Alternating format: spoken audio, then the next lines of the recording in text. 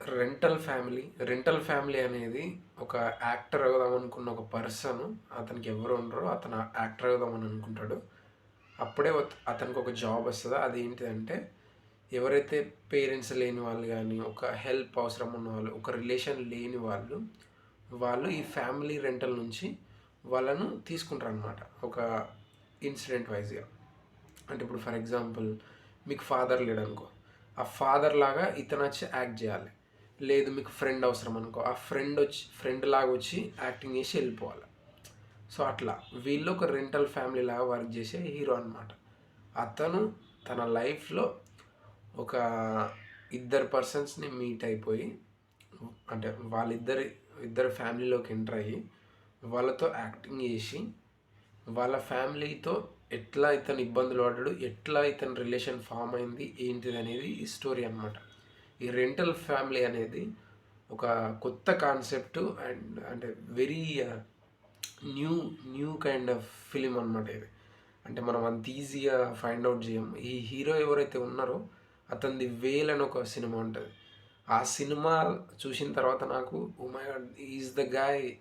అంటే ఒక కొత్త కాన్సెప్ట్, ఒక కొత్త ఐడియాలజీ ప్రొజెక్ట్ చేసే వాళ్ళలో ఇతను కూడా ఒక మేజర్ పర్సన్ అనమాట.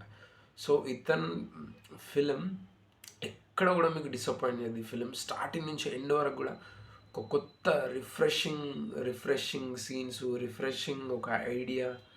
అండ్ ఆ, అతని ఏమంటారు, అతని పాజిటివిటీ అవ్వచ్చు, అతని way of looking at things అవ్వచ్చు.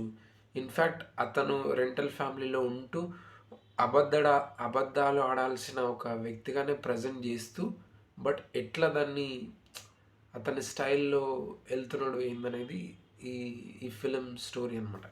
అండ్ ఎక్కడ కూడా మీకు అసలు జీరో, అంటే ఒక గొప్ప సినిమా చూసినప్పుడు వచ్చే ఫీలింగ్ ఎట్లా ఉంటుందంటే, యూ క్యాన్ టెల్ యార్. అంటే నీకు ఆ ఫీలింగ్, ఒక ఫీలింగ్ కలుగుతుంది. అరే ఈరోజు నేను ఈ ఫిలిం చూసిన, oh my God, this is something add to our life. అంటే మనకి ఏదో మన లైఫ్కి ఏదో యాడ్ చేసిన ఫీలింగ్ వస్తుంది. కొన్ని సినిమాలు మాత్రమే గుర్తుంటాయి.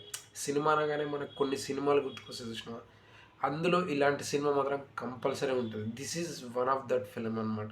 అంటే మనం ఒక నేర్చుకునడం అన్న దానికన్నా కొంచెం ఎక్స్పీరియన్స్ అయినాం. అరే ఇట్లా ఉంటే ఎట్లా ఉంటుంది లైఫ్ అనే ఎక్స్పీరియన్స్ వస్తుంది చూసిరా, అలాంటి ఫిలిం అనమాట రెంటల్ ఫిలిం అనేది. అండ్ చాలా బ్యూటిఫుల్ మూమెంట్స్ ఉంటాయి. అంటే ఒక ఫాదర్గా చేయాల్సి వస్తుంది. అదైతే మై గాడ్ అసలు టెరిఫైయింగ్. అంటే ఈ really involves in that character అనమాట.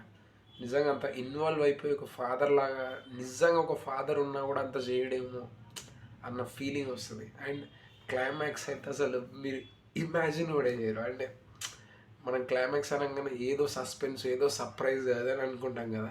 అంటే అది తెలుసు. అంటే ఒక గాడ్ కాన్సెప్ట్ని ఈ ఫిలింలో ఉంటుంది. ఇది మాత్రం సస్పెన్స్, నేను అస్సలు రివీల్ చేయదలుచుకోలేదు.